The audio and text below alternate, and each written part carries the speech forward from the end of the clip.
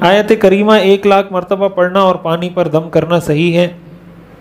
یا لوگوں کو اجتماعی طور پر جمع کر کے پڑھنا صحیح ہے؟ دیکھیں جو قرآن کریم میں ہے نا آیت کریمہ لا الہ الا انت سبحانک انی کنت من الظالمین،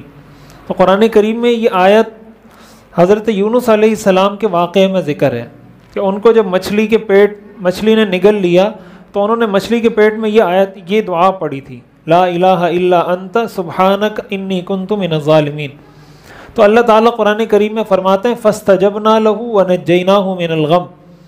کہ ہم نے ان کی اس دعا کو قبول کیا اور ہم نے ان کو غم سے نجات دی۔ اور آگے اللہ فرماتے ہیں وَكَذَلِكَ نُنْجِي الْمُؤْمِنِينَ، اسی طرح ہم مومنین کو نجات دیتے ہیں۔ اس آیت کی وجہ سے یہ جو آیت کا یہ حصہ ہے وَكَذَلِكَ نُنْجِي الْمُؤْمِنِينَ، کہ ہم اسی طرح مومنین کو بھی نجات دیتے ہیں، اس وجہ سے علماء نے لکھا ہے کہ جب ایسی کوئی مشکل آئے، کوئی تکلیف آئے، کوئی پریشانی آئے تو اس آیت کا ورد کرنا چاہیے، اس لیے کہ اللہ نے یہ فرمایا کہ ہم اسی طرح اور مومنین کو بھی نجات دیں گے، تو جو یہ دعا پڑھے گا اللہ اس کو بھی نجات دے گا۔ اس لیے اس آیت سے ایک طرح سے استدلال یا استیناس کر کے علماء یہ فرماتے ہیں کہ اس طرح کی مشکلات اور تکلیفوں کے مواقع پر اس کو پڑھنا چاہیے۔ اور یہ جو کہا جاتا ہے کہ 1,00,000 مرتبہ پڑھا جائے، 1,25,000 مرتبہ پڑھا جائے، اس کا مقصد کثرت ہوتا ہے کہ آپ زیادہ سے زیادہ پڑھیں۔ قرآن کریم میں آتا ہے نا اذکروا اللہ ذکرا کثیرا، اللہ کا ذکر کثرت سے کرو۔ تو اب کثرت سے ذکر کتنا ہوتا ہے کتنا نہیں ہوتا ہے، اس کے مختلف معیارات ہیں، مختلف پیمانے ہیں۔